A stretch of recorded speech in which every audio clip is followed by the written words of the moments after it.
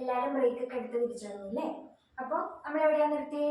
ഒരു പ്രോബ്ലം അല്ലേ? ആ പ്രോബ്ലത്തില് എന്താ, what is the current if 12 ohm and 4 ohm resistors are connected in parallel and 12 volt potential difference is applied? എന്താണ്?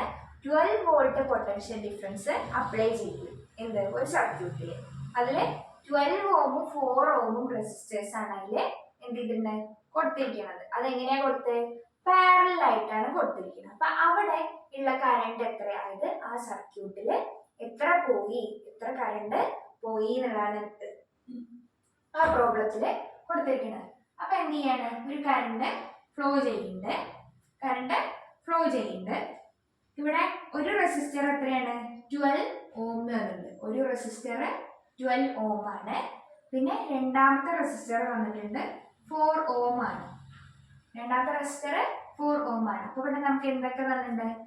R1 എത്രയാണ് തന്നിട്ടുണ്ട്? എത്രയാ? 12 ഓം. ഈ R1 R2 നിങ്ങൾ മാറി എടുത്താലും കുഴപ്പമൊന്നുമില്ല കേട്ടോ. ഇത് R2 എന്ന് പറഞ്ഞിട്ട് 12 ഓം ഇട്ടാലും പ്രശ്നമൊന്നുമില്ല. അപ്പൊ R2 എന്ന് പറയുന്നത് എത്ര തന്നിട്ടുണ്ട്? 4 ഓം തന്നിട്ടുണ്ട്. അപ്പൊ എന്തൊക്കെ തന്നു? R1 R2 തന്നിട്ടുണ്ട്. പിന്നെ അവിടെ എത്രയാണ് പൊട്ടൻഷ്യൽ ഡിഫറൻസ് അപ്ലൈ ചെയ്തത് എന്നും തന്നിട്ടുണ്ട്. അതാണ് എന്ത്? V. V ഈക്വൽ ടു എത്ര തന്നിട്ടുണ്ടേ? എത്ര തന്നിട്ടുണ്ടേ? 12 വോൾട്ട് എന്ന് തന്നിട്ടുണ്ട്. അപ്പൊ ഇവിടെ കറണ്ട് എത്രയാണെന്നാണ് ചോദ്യം. കറണ്ട് I ഈക്വൽ ടു എത്ര? ഒരു പ്രോബ്ലം കിട്ടിയാൽ നമ്മൾ എന്ത് ചെയ്യണം? പാരലൽ ആണോ സീരീസ് ആണോ എന്നുള്ളത് ആദ്യം നോക്കിയിട്ട് അതിന്റെ ഇക്വേഷൻ ആദ്യം വയ്ക്കുക. അപ്പൊ ഇത് പാരലൽ ആണ്. പാരലൽ ആവുമ്പോൾ ടോട്ടൽ റെസിസ്റ്റൻസ് ഇക്വേഷൻ എത്രയാ? R equal to R1 into R2 divided by R1 plus R2. R1 plus R2. അങ്ങനെയാണ് ക്യാപിറ്റൽ R. ഇത് ടോട്ടൽ റെസിസ്റ്റൻസ്. R1 എത്രയാ? 12. അപ്പോൾ 12 ഇൻറ്റു R2 എത്രയാ? 4. 12 ഇൻറ്റു 4 ഡിവൈഡഡ് ബൈ R1 എത്രയാ? 12 പ്ലസ് R2 4. എത്രയാ വരിക? 12 ഇൻറ്റു 4 48. 12 പ്ലസ് 4 എത്രയാ? 16. 12 പ്ലസ് 4 16. അപ്പോൾ 48 ഡിവൈഡഡ് ബൈ 16 എത്രയാ? 48 ഡിവൈഡഡ് ബൈ 16 എത്രയാ? 6 അല്ലേ? എത്രയാ? 3 ഓം. അപ്പൊ ടോട്ടൽ റെസിസ്റ്റൻസ് നമുക്ക് എന്ത് ചെയ്തു? നമ്മളിത് പാരലൽ ആവുകൊണ്ട് R1 into R2 divided by R1 plus R2 എടുത്തു. അപ്പൊ R ഈക്വൽ ടു എന്താ? 12 ഇൻറ്റു 4 ഡിവൈഡഡ് ബൈ 12 പ്ലസ് 4 എത്ര കിട്ടി? 48 ഡിവൈഡഡ് ബൈ 16 എത്രയാ? 16 ഇൻറ്റു 3 ആണ് 48. അപ്പോൾ 3 ഓം ആണ് എന്ത്? Total resistance. അപ്പൊ ടോട്ടൽ റെസിസ്റ്റൻസ് ഇത് ക്യാപിറ്റൽ R നമുക്ക് എന്ത് കിട്ടി? 3 ഓം കിട്ടി. അപ്പൊ നീ R1 R2 ആവശ്യമില്ല. അപ്പൊ നീ എന്ത് ചെയ്യാ? കറണ്ട് കാണണം. എന്താ കാണണ്ടേ? കറണ്ട് കാണണം. കറണ്ട് കാണണമെങ്കിൽ നമ്മുടെ ഇക്വേഷൻ എന്താ? ഓംസ് ലോ പ്രകാരം എന്താ? Ohm's law according to Ohm's law V equal to എന്താ? IR ആണ്. ഫ്രം ദിസ് നമുക്ക് എന്ത് കാണാം? I ഈക്വൽ ടു എന്താ വരിക? ഐനെ അവിടെ നിർത്തി ആറിനെ അങ്ങോട്ട് കൊണ്ടുപോയി. അപ്പൊ ഇൻറ്റു ആർ അപ്പുറത്തെ ഈക്വൽ ടുന്റെ അപ്പുറത്തേക്ക് പോകുമ്പോൾ എന്താവുക? Divided by R. അപ്പൊ V ഡിവൈഡഡ് ബൈ ആർ എന്ന് വന്നു. V എത്രയാ? 12. ക്യാപിറ്റൽ ആർ നമുക്ക് എത്രയാ കിട്ടിയത്? 3. 12 ഡിവൈഡഡ് ബൈ 3 എത്രയാ മക്കളെ? 4 ആണ്. 4 എന്ന് മാത്രം എഴുതിയാൽ മതിയോ? കറണ്ടിന്റെ യൂണിറ്റ് എന്താ? ആംബിയർ. 4 ആംബിയർ ആണ് എന്ത് ചെയ്യുക? ഈ സർക്യൂട്ട് കൂടെ പോണ കറണ്ട് എത്രയാണ്? 4 ആംബിയർ. മനസ്സിലായോ? അപ്പൊ ഇങ്ങനെയാണ് നമുക്ക് എന്ത് ചെയ്യുക? ഈ ഭാഗത്തു നിന്നുള്ള പ്രോബ്ലംസ് വരും. മറ്റേതിൽ കഴിഞ്ഞ ക്ലാസ്സിൽ ഏത് പ്രോബ്ലം ചെയ്തത്? Heating effect H equal to I square RT. എത്ര ഹീറ്റ് ജനറേറ്റ് ആയി എന്നതാണ് ഈ സെക്ഷനിലാണ് ഇത് വരും. പാരലൽ ആയിട്ടും സീരീസ് ആയിട്ടും അറേഞ്ച് ചെയ്യുമ്പോൾ അവിടെയുള്ള കറണ്ട് എത്രയാണ്, വോൾട്ടേജ് എത്രയാണ് ചോദിക്കും. കറണ്ട് വന്നിട്ട് വോൾട്ടേജ് എന്തായാലും കാണാൻ പറഞ്ഞാൽ എന്ത് ചെയ്യുക? I ഇൻറ്റു ആർ ചെയ്തിട്ട് V കാണുക. ക്യാപിറ്റൽ ആർ ഇതേപോലെ ടോട്ടൽ റെസിസ്റ്റൻസ് കണ്ടിട്ട് എന്ത് ചെയ്യുക? V ഈക്വൽ ടു IR ചെയ്യാം. അപ്പൊ ഇതാണ് ഈ സെക്ഷനിൽ പറയാനുള്ളത്. അപ്പോ ഇനി അടുത്ത സെക്ഷൻ എന്ന് പറഞ്ഞു കഴിഞ്ഞാൽ അടുത്ത സെക്ഷനിൽ പറഞ്ഞിരിക്കുന്നത് എന്താണെന്ന് വെച്ച് കഴിഞ്ഞാൽ 3 ഡിവൈസസ് തന്നിട്ടുണ്ട്. ടെക്സ്റ്റില് ചിത്രത്തിൽ 3 ഡിവൈസസ് തന്നിട്ടുണ്ട്. ഈ 3 ഡിവൈസും ഇലക്ട്രിസിറ്റിയെ ഹീറ്റ് ആയിട്ട് കൺവേർട്ട് ചെയ്ത് വർക്ക് ചെയ്യണ എന്താണ് ഡിവൈസസ് ആണ്. ഇത് എന്താ? ഇൻഡക്ഷൻ കുക്കർ ഉണ്ട്, അയൺ ബോക്സ് ആണെങ്കിലും അല്ലെങ്കിൽ പിന്നെ എന്തുണ്ട്? ഹീറ്റർ അല്ലേ, നമ്മുടെ വീട്ടിലൊക്കെ ഹീറ്റർ ഉണ്ട്. അപ്പൊ ഇതൊക്കെ എങ്ങനെയാണ് ഇലക്ട്രിസിറ്റി ഹീറ്റ് ആയിട്ട് കൺവേർട്ട് ചെയ്തിട്ടാണ് എന്ത് ചെയ്യുന്നത് അവിടെ വർക്കിംഗ് നടക്കുന്നത്. അങ്ങനെയാണെങ്കിൽ അങ്ങനെ ഹീറ്റിംഗ് എഫക്റ്റ് ആയി കൺവേർട്ട് ചെയ്യണമെങ്കിൽ ആ ഒരു ഡിവൈസിനുള്ളിൽ എന്ത് വേണം, ഒരു ഹീറ്റ് ജനറേറ്റ് ചെയ്യണ ഒരു വയർ വേണം അല്ലെ, ഒരു എന്ത് വേണം, ഒരു വയറോ അങ്ങനെ എന്തെങ്കിലും വേണം. അപ്പോൾ അങ്ങനെയുള്ള ആ ഒരു സബ്സ്റ്റൻസ്, അതായത് എന്താണോ ഹീറ്റ് ആയിട്ട് കൺവേർട്ട് ചെയ്യാൻ സഹായിക്കണേ, ഇത് ഇലക്ട്രിസിറ്റി എന്താണോ ഹീറ്റ് ആയിട്ട് കൺവേർട്ട് ചെയ്യാൻ സഹായിക്കണേ, അങ്ങനെയുള്ള സബ്സ്റ്റൻസിന് കുറച്ച് എന്ത് വേണം, കുറച്ച് പെക്യുലാരിറ്റീസ് വേണം, കുറച്ച് കാര്യങ്ങൾ വേണം. അങ്ങനെ ആ ഒരു കുറച്ച് കാര്യങ്ങൾ ഒബേ ചെയ്യുന്ന സബ്സ്റ്റൻസിന് മാത്രമേ എന്ത് ചെയ്യാൻ പറ്റുള്ളൂ, ഇലക്ട്രിസിറ്റിയെ ഹീറ്റ് ആയിട്ട് കൺവേർട്ട് ചെയ്യാൻ പറ്റുള്ളൂ. അങ്ങനെയുള്ള ഒരു ഇതാണ് എന്ത്, നിക്രോം. നമ്മൾ നേരത്തെ പറഞ്ഞില്ലേ, ഏത് നിക്രോം, ആ സർക്യൂട്ടിൽ എന്ത് ചെയ്തു, നിക്രോം ഉണ്ടായിരുന്നു. അത് കറണ്ട് ഫ്ലോ ചെയ്യുന്ന സമയത്ത് റെഡ് ഹോട്ട് കണ്ടീഷൻ ആകും എന്ന് പറഞ്ഞു. അപ്പോൾ അങ്ങനെയുള്ള നിക്രോം വയർ ആണ് എന്ത് ചെയ്യുക, സാധാരണയായിട്ട് ഇങ്ങനെയുള്ള ഇലക്ട്രിസിറ്റിയിലായാലും ഇലക്ട്രിക് ഡിവൈസസിൽ ഹീറ്റ് ആയിട്ട് കൺവേർട്ട് ചെയ്യാൻ കൂടുതലായിട്ട് നമ്മൾ എന്താ യൂസ് ചെയ്യുക, നിക്രോം വയറാണ് യൂസ് ചെയ്യുക. അങ്ങനെയാണ് ഇവിടെ പറഞ്ഞിട്ടുണ്ട് ഹീറ്റിംഗ് കോയിൽസ് ആർ എന്താണ്, heating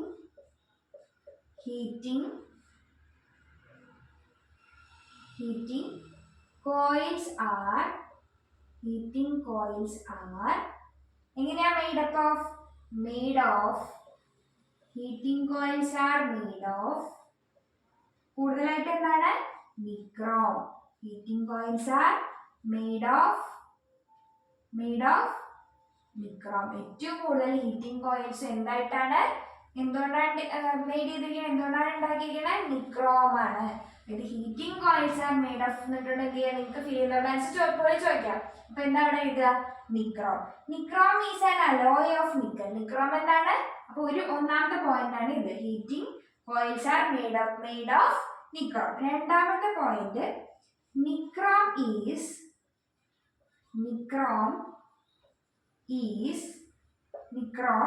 ഈസ് ആൻ അലോയ്. എന്താണ്, അലോയ് ആണ്, എന്തിന്റെ, അലോയ് ഓഫ് നിക്കൽ. അതായത് നിക്കൽ എന്ന് പറഞ്ഞ മെറ്റലിന്റെ അലോയ് ആണ് എന്ത്, നിക്രോം. നിക്കൽ എന്ന് പറഞ്ഞ സബ്സ്റ്റൻസിന്റെ അലോയ് ആണ് എന്ത്, നിക്രോം. അപ്പൊ എന്ത് ചോദിക്കാം, heating coils are made of dash എന്ന് ചോദിക്കാം. അപ്പൊ എന്താ അവിടെ എഴുതുക, nichrome. Nichrome is an alloy of dash എന്ന് വെച്ചാൽ എന്ത് എഴുതും, നിക്കൽ. ഇനി എന്ത് ചെയ്യാ, dash is an alloy of nickel എന്ന് ചോദിക്കാം. അപ്പൊ ഈ രണ്ട് പോയിന്റ് ഓർത്തു വെക്കുക. നിക്കൽ കോമ, ഇത് നിക്കലിന്റെയും പിന്നെ chromium, nickel chromium and iron. അതായത് എന്തിന്റെയൊക്കെ അലോയാണ് നിക്രോം എന്ന് പറഞ്ഞാൽ, ക്രോമിയം അയണിന്റെയും നിക്കലിന്റെയും അലോയാണ് എന്ത്, നിക്കലിന്റെയും ക്രോമിയത്തിന്റെയും അയണിന്റെയും അലോയാണ് എന്ത്, നിക്രോം. അപ്പൊ രണ്ട് point, heating coils are made up of nichrome എന്നതാണ് എന്ത്, ആദ്യത്തെ പോയിന്റ്. പിന്നെ nichrome is an alloy of nickel, chromium and iron. അപ്പൊ എന്ത് ചെയ്യുക, dash is an alloy of nickel, chromium and iron ചോദിച്ചാൽ നിങ്ങൾ എന്ത് എഴുതണം, ക്രോമിയം എന്ന് എഴുതും. മനസ്സിലായോ മക്കളെ, ഡൗട്ട് ഇല്ലല്ലോ. അപ്പൊ ഈ രണ്ട് പോയിന്റ് ഓർത്തു വെക്കണം. ഹീറ്റിംഗ് കോയിൽസ് ഉണ്ടാക്കാൻ കൂടുതലായിട്ട് നമ്മൾ എന്താ യൂസ് ചെയ്യുക, നിക്രോം ആണ് യൂസ് ചെയ്യുക. അത് എന്തുകൊണ്ടൊക്കെയാണ് എന്നതാണ് അടുത്ത ക്വസ്റ്റ്യൻ. അപ്പൊ നിങ്ങളോട് ചോദിക്കാം, നിക്രോം ആണ് ഹീറ്റിംഗ് കോയിൽസ് യൂസ് ചെയ്യുന്നത്, വൈ, എന്താണ് അതിന്റെ റീസൺസ്, എന്ന് ചോദിച്ചാൽ നിങ്ങൾക്ക് എന്തൊക്കെ എഴുതാം. അപ്പോ advantages, what are the advantages of nichrome as it is used in heating appliances. അതായത് ഹീറ്റിംഗ്, ഇലക്ട്രിക്കൽ അപ്ലയൻസസിൽ ഹീറ്റിംഗ് ആയിട്ട് യൂസ് ചെയ്യുന്നത്, ഹീറ്റ് ആവാൻ വേണ്ടി യൂസ് ചെയ്യണത് നമ്മൾ നിക്രോം ആണ്. അപ്പൊ അത് എന്തുകൊണ്ടാണെന്നുള്ളത് ക്വസ്റ്റ്യൻ ചോദിക്കുക. എന്താണ് അതിന്റെ അഡ്വാൻറ്റേജസ്, നിക്രോമിന്റെ അഡ്വാൻറ്റേജസ് എന്താണെന്ന് ചോദിച്ചു കഴിഞ്ഞാൽ, ഒന്നാമത്തെ പോയിന്റ് നിങ്ങൾ എന്തെഴുതും, ഹൈ റെസിസ്റ്റിവിറ്റി. എന്താണ്, ഹൈ റെസിസ്റ്റിവിറ്റി ആണ് എന്ത്, ആദ്യത്തെ പോയിന്റ്. അതായത് എന്താണ്, അവിടെ കറണ്ട് കടത്തി വിടാൻ നല്ല റെസിസ്റ്റിവിറ്റി ഉണ്ട്. അതുകൊണ്ട് തന്നെ എന്താണ്, അവിടെ അത് കറണ്ട് അവിടെ അങ്ങനെ റെസിസ്റ്റ് ആയി നിൽക്കുന്നതുകൊണ്ട് അങ്ങനത്തെ തടയാൻ വേണ്ടി അത് എന്ത് ചെയ്യും, നല്ലോണം ചൂടാവും. അതാണ് ഹൈ റെസിസ്റ്റിവിറ്റി. പിന്നെ രണ്ടാമത്തെ പോയിന്റ് ആണ് ഹൈ മെൽറ്റിംഗ് പോയിന്റ്. എന്താണ്, high melting point. High melting point എന്ന് പറഞ്ഞാൽ എന്താ ഹൈ മെൽറ്റിംഗ് പോയിന്റ് എന്ന് പറഞ്ഞാൽ മെൽറ്റിംഗ് പോയിന്റ് മെല്ലെ എത്തുള്ളൂ, അതായത് പെട്ടെന്ന് ഉരുകി പോവില്ല, മെല്ലെയാണ് എന്ത് ചെയ്യുള്ളൂ ഉരുകുള്ളൂ. അതായത് മെൽറ്റിംഗ് പോയിന്റ് നല്ലോണം കൂടുതലാണ്, അപ്പൊ എന്ത് ചെയ്യും മെല്ലെയാണ് അതെന്ത് മെൽറ്റ് ആവുള്ളൂ. അപ്പൊ ആദ്യത്തെ പോയിന്റ് ആണ് ഹൈ റെസിസ്റ്റിവിറ്റി, രണ്ടാമത്തെ പോയിന്റ് എന്താ ഹൈ മെൽറ്റിംഗ് പോയിന്റ്. ഇനി മൂന്നാമത്തെ പോയിന്റ് ആണ്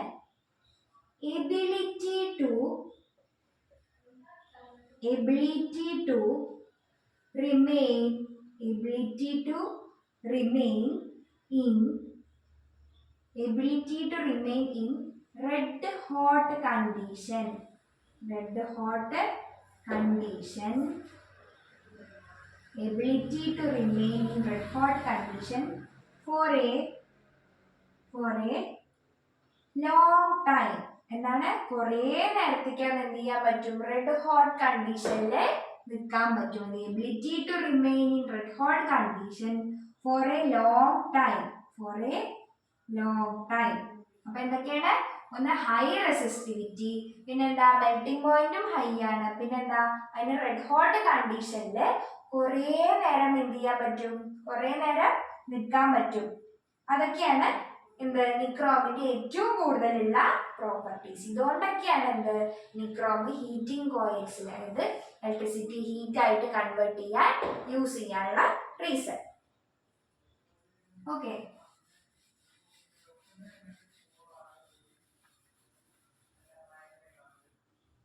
ഇനി അടുത്ത പോയിന്റ് ആണ് സേഫ്റ്റി ഫ്യൂസ്.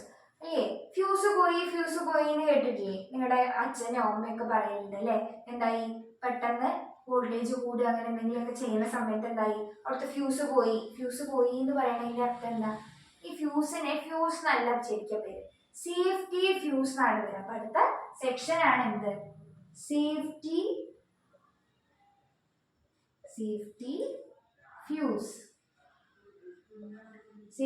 ഫ്യൂസ് ആണ് അടുത്ത ടോപ്പിക്. സേഫ്റ്റി ഫ്യൂസ് പറഞ്ഞു കഴിഞ്ഞാൽ എന്താണ്, ഒരു ഡിവൈസ് ആണ് നമ്മുടെ വീട്ടുകളിലും ഏത് ബിൽഡിങ്ങിലാണെങ്കിലും യൂസ് ചെയ്യണം. മെയിൻ സ്വിച്ച് എന്താണെന്ന് കേട്ടിട്ടില്ലേ, അവിടെ യൂസ് ചെയ്യണതാണ് എന്ത് ഈ ഫ്യൂസ് ഊരി എടുക്കുക. സിനിമകളിലും കേട്ടിട്ടുണ്ടാവും അല്ലേ, ഫ്യൂസ് ഊരി അപ്പൊ കറണ്ട് പോയി എന്നൊക്കെ കേട്ടിട്ടില്ലേ. അപ്പൊ അങ്ങനെയുള്ള ഒരു സാധനമാണ് എന്ത് ഫ്യൂസിന്റെ ശരിക്കുള്ള പേരാണ് സേഫ്റ്റി ഫ്യൂസ്. എന്താണ് സേഫ്റ്റി ഫ്യൂസ്. അപ്പൊ ഈ സേഫ്റ്റി ഫ്യൂസ് കേൾക്കുമ്പോൾ നിങ്ങൾക്ക് എന്താ അറിയില്ല, പക്ഷെ ഈ സേഫ്റ്റി ഫ്യൂസ് പറയുമ്പോൾ എന്താണ്, അപ്പൊ ഈ ഫ്യൂസ് എന്തിനാണ് നമ്മുടെ ആൾക്കാരുടെ സേഫ്റ്റിക്ക് വേണ്ടി യൂസ് ചെയ്യുന്ന ഒരു ഡിവൈസ് ആണ് എന്ത് സേഫ്റ്റി ഫ്യൂസ്. ഓക്കെ, സേഫ്റ്റിക്ക് അതായത് നമ്മുടെ പ്രൊട്ടക്ഷന് വേണ്ടി യൂസ് ചെയ്യണതാണ് എന്ത് ഇലക്ട്രിക് ഷോക്ക് എന്നൊക്കെയുള്ള ഒരു പ്രിവെൻഷന് വേണ്ടിയിട്ടുള്ളതാണ് എന്ത് സേഫ്റ്റി ഫ്യൂസ്.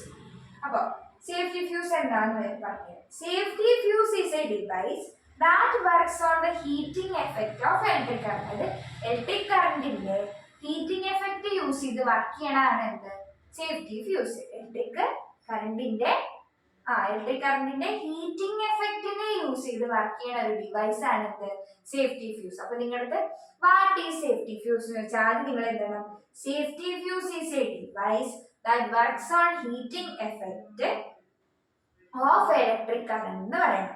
പിന്നെ ഫ്യൂസ് വയർ എന്ന് പറഞ്ഞാൽ അതായത് ഫ്യൂസിൽ എന്തുണ്ടാവും ഒരു വയർ ഉണ്ടായത് ഇങ്ങനെ ഒരു ബോക്സ് പോലൊരു ഇതാണ് ഉണ്ടാവുക, അതിന്റെ ഇടയിലായിട്ടൊരു വയർ ഉണ്ടാവും. അപ്പോൾ നിങ്ങൾ മെയിൻ ബോക്സിൽ അമ്മടത്തോ അച്ഛനോടോ ചോദിച്ചാൽ മതി എന്താണ് ഈ ഫ്യൂസ് വയർ എന്ന് ചോദിച്ചു കഴിഞ്ഞാൽ അവർ കാണിച്ചു തരും. അപ്പോൾ ഫ്യൂസ് വയർ എന്ന് പറഞ്ഞു കഴിഞ്ഞാൽ ഫ്യൂസ് വയർ എന്താണ് ഒരു അലോയ് തന്നെയാണ്, ടിന്നിന്റെയും ലെഡിന്റെയും അലോയാണ് എന്ത് ഫ്യൂസ് വയർ. ഫ്യൂസ് വയർ നമ്മൾ എന്തുകൊണ്ടാണ് ഉണ്ടാക്കണേ, അലോയ് ഓഫ് ഫ്യൂസ് വയർ ആണെങ്കിൽ ഫ്യൂസ് വയർ നിക്രോം അല്ല, എന്താണ് fuse wire is alloy of tin and lead. ഇത് ലെഡിന്റെയും ടിന്നിന്റെയും അലോയ് ആണ് എന്ത് ഫ്യൂസ് വയർ. ടിന്നിന്റെയും ലെഡിന്റെയും അലോയ് ആണ് എന്ത് ഫ്യൂസ് വയർ. നിക്രോം എന്തിന്റെയൊക്കെ ആയിരുന്നു, നിക്കൽ ക്രോമിയം ആൻഡ് അയണിന്റെ അലോയ് ആയിരുന്നു എന്ത് നിക്രോം. പക്ഷെ ഇവിടെ ഫ്യൂസ് വയർ എന്ന് പറഞ്ഞാൽ alloy of tin and lead. അപ്പൊ tin and lead alloy of, അതായത് dash is alloy of tin and lead ചോദിച്ചാൽ നിങ്ങൾ നിക്രോം എഴുതിയോ അല്ല, അപ്പൊ എന്തായി തെറ്റി. എന്താണ് ഫ്യൂസ് വയർ ആണ് എന്ത്? Alloy of tin and lead. Alloys are used to make fuse wire. അതായത് സേഫ്റ്റി ഫ്യൂസിന്റെ ഏറ്റവും മെയിൻ പാർട്ടാണ് എന്ത്? ഈ ഫ്യൂസ് വയർ എന്ന് പറഞ്ഞ സാധനം. ഫ്യൂസ് വയർ എന്താണ്? ഈ സേഫ്റ്റി ഫ്യൂസിന്റെ മെയിൻ ആയിട്ടുള്ള ഒരു പാർട്ടാണ് എന്ത്? ഫ്യൂസ് വയർ എന്ന് പറയുന്നത്. Alloys are used to make fuse wire. എന്താണ്? അലോയ്സ് ആണ് കൂടുതലായിട്ട് നമ്മൾ ഫ്യൂസ് വയർ ഉണ്ടാക്കാൻ യൂസ് ചെയ്യാം. Fuse wire has a relatively low melting point. നേരത്തെ നിക്രോമിന് എന്തായിരുന്നു? ഹൈ മെൽറ്റിംഗ് പോയിന്റ് ആയിരുന്നു. പക്ഷെ ഫ്യൂസ് വയറിന് എന്താണ്? ലോ മെൽറ്റിംഗ് പോയിന്റ് ആണ്. ഫ്യൂസ് വയർ പെട്ടെന്ന് മെൽറ്റ് ആവും. അപ്പോൾ ഫ്യൂസ് വയറിന് എന്താണ്? ലോ മെൽറ്റിംഗ് പോയിന്റ് ആണ് ഉള്ളത്. In each circuit, the fuse wire should be used in accordance with the current flow through it. അത് എത്രത്തോളം കറണ്ട് അത് കൂടെ പോകും എന്നുള്ളതിനനുസരിച്ചാണ് നമ്മൾ എന്ത് ചെയ്യുക? അവിടെ ഫ്യൂസിലെ സേഫ്റ്റി ഫ്യൂസിൽ ഫ്യൂസ് വയർ ഉപയോഗിക്കുക. എത്രത്തോളം കറണ്ട് അതിൽ കൂടെ പോകും എന്നുള്ള ഒരു അറിവോട് കൂടിയാണ് നമ്മൾ എന്ത് ചെയ്യുക? അതിലെ ഫ്യൂസ് വയർ എങ്ങനത്തെയാണ് വേണ്ടത് എന്നുള്ളത് നമ്മൾ ചൂസ് ചെയ്യുക. പിന്നെ ഈ ഓവർലോഡിങ്ങും ഷോർട്ട് സർക്യൂട്ടും ഒക്കെ കേട്ടിട്ടുണ്ടോ? ഷോർട്ട് സർക്യൂട്ട് ആയി, ഇത് കത്തിപ്പോയി, ഓവർലോഡ് ആയി എന്നുള്ളതൊക്കെ നമ്മൾ കേട്ടിട്ടുണ്ട് അല്ലേ? അപ്പൊ ഈ ഷോർട്ട് സർക്യൂട്ട് അല്ലെങ്കിൽ ഓവർലോഡിങ് ഒക്കെ എന്താണ്? ഈ ഇതിനെ വെച്ച് സംബന്ധിച്ച്, സേഫ്റ്റി ഫ്യൂസിനെ സംബന്ധിച്ച് വരുന്ന ഒരു കാര്യമാണ്. അതായത് ഒരു ബാറ്ററിക്ക് എന്തുണ്ട്? പോസിറ്റീവും നെഗറ്റീവും ടെർമിനൽ ഉണ്ട് അല്ലേ? ഒരു ബാറ്ററിക്ക് പോസിറ്റീവും നെഗറ്റീവും ടെർമിനൽ ഉണ്ട്. അപ്പോ if the positive and negative terminals of a battery അല്ലെങ്കിൽ or the two wires from the mains come into contact without the presence of a resistance in between, they are said to be short circuited. അതായത് ഒരു ബാറ്ററിക്ക് പോസിറ്റീവും നെഗറ്റീവും ഉണ്ട്. അറിയാണ്ട് പെട്ടെന്ന് എന്താവുകയാണ്? ഈ current കൂടുക, അങ്ങനെ എന്തെങ്കിലും ചെയ്യേണ്ട സമയത്ത് എന്തെങ്കിലും ഒരു കാരണം വെച്ചാൽ ഈ പോസിറ്റീവും നെഗറ്റീവും എന്താണ്? പെട്ടെന്ന് കണക്ട് ആവുകയാണ്. അല്ലെങ്കിൽ രണ്ട് വയർ, അതായത് മെയിൻ സ്വിച്ചിൽ നിന്ന് നമ്മളുടെ കുറെ കണക്ഷൻസ് പോകുന്നുണ്ട് അല്ലേ? ഓരോ ലൈറ്റിക്കായാലും ഫാനിക്കായാലും കുറെ വയേഴ്സ് പോകുന്നുണ്ട്.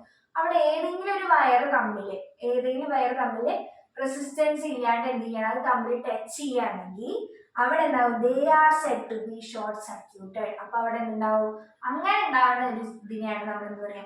ഷോർട്ട് സർക്യൂട്ട് ആയി എന്ന് പറയുന്നത്. ഒന്നോ പോസിറ്റീവോ നെഗറ്റീവോ എന്തെങ്കിലും കൂട്ടിമുട്ടും, അല്ലെങ്കിൽ എന്താവും? രണ്ട് വയേഴ്സ് തമ്മിൽ ടച്ച് ആവും. അതായത് മെയിൻസ് നിന്ന് വരുന്ന വയേഴ്സ് കോണ്ടാക്റ്റിൽ വരും without the presence of resistance. അതായത് അതിന്റെ ഇടയിൽ ഒരു റെസിസ്റ്റൻസും ഇല്ലാതെ തന്നെ എന്ത് ചെയ്യും? അത് തമ്മിൽ കൂട്ടിമുട്ടും. അപ്പൊ അങ്ങനെയുള്ള സമയത്ത് എന്താണ്? എന്ത്? Short circuit. അപ്പൊ ഷോർട്ട് സർക്യൂട്ട് എന്താണ്? ഒരു ആക്സിഡന്റ് ആണ് അല്ലേ? ഷോർട്ട് സർക്യൂട്ട് എന്താണ്? ഒരു ആക്സിഡന്റൽ കേസ് ആണ്. A circuit is said to be overloaded. ഒരു സർക്യൂട്ട് നമ്മുടെ വീട്ടിലത്തെയോ അല്ലെങ്കിൽ ഇപ്പൊ ഞാൻ വരച്ച പോലത്തെ സർക്യൂട്ട് ഒക്കെ ഓവർലോഡ് ആയി എന്ന് പറയുന്നത് എപ്പോഴാന്ന് വെച്ചാൽ it's A total power of all the appliance connected to it is more than what the circuit can withstand. അതായത് നിങ്ങളുടെ മെയിനില് ഇത്ര വോൾട്ടേണ് പോവുള്ളൂ എന്നുള്ളത് ഉണ്ടാവും, ഇത്ര വോൾട്ടേണ് പറ്റുള്ളൂ എന്നുള്ളത് ഉണ്ടാവും. അതിനേക്കാൾ കൂടുതൽ നിങ്ങൾ എന്ത് ചെയ്യണം? വലിക്കുകയാണ്. അപ്പൊ നിങ്ങൾക്ക് പഠിക്കാൻ തന്നെ എന്താണ്? ലോഡ് കൂടി എന്ന് പറഞ്ഞാൽ എന്താ? നിങ്ങളെ കൊണ്ട് കഴിയാവുന്നതിൽ കൂടുതലായിട്ട് നിങ്ങൾക്ക് പ്രഷർ തന്നാൽ എന്താവും? ലോഡ് കൂടുതലാവും അല്ലേ?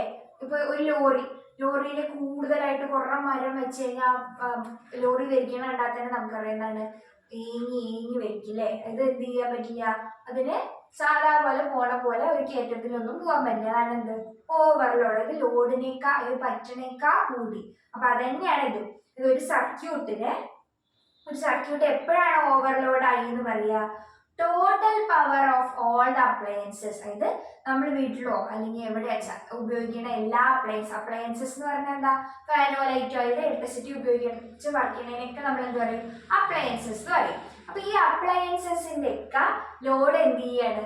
അതിൽ ഒരു സർക്യൂട്ടിന് താങ്ങാൻ പറ്റുന്നതിലും കൂടുതലായിട്ട് നമ്മൾ ഉപയോഗിക്കുകയാണെങ്കിൽ ആ സർക്യൂട്ട് എന്ത് പറയും? ആ സർക്യൂട്ടിന് അതിനെ വിത്ത്സ്റ്റാൻഡ് ചെയ്യാൻ പറ്റില്ല, ഇത് പിടിച്ചു നിൽക്കാൻ പറ്റില്ല. അപ്പോഴാണ് നമ്മൾ എന്ത് പറയുക? ആ സർക്യൂട്ട് ഓവർലോഡ് ആയി എന്ന് പറയാം. ഷോർട്ട് സർക്യൂട്ട് എന്ന് പറഞ്ഞാൽ എന്താ? പോസിറ്റീവോ നെഗറ്റീവോ ടെർമിനൽസ് കണക്ട് ആവുക, അല്ലെങ്കിൽ ഒന്നോ അതിൽ കൂടുതൽ വയേഴ്സ് എന്ത് ചെയ്യുക? ഒരു റെസിസ്റ്റൻസും ഇല്ലാതെ കോണ്ടാക്റ്റിൽ വരിക, അതാണ് ഷോർട്ട് സർക്യൂട്ട്. ഓവർലോഡ് എന്ന് പറഞ്ഞാൽ എന്താ? ഒരു സർക്യൂട്ടിന് താങ്ങാവുന്നതിലും കൂടുതലായിട്ട് അതിലേക്ക് നമ്മൾ എന്ത് ചെയ്യുക? ലോഡ് കൊടുക്കുക.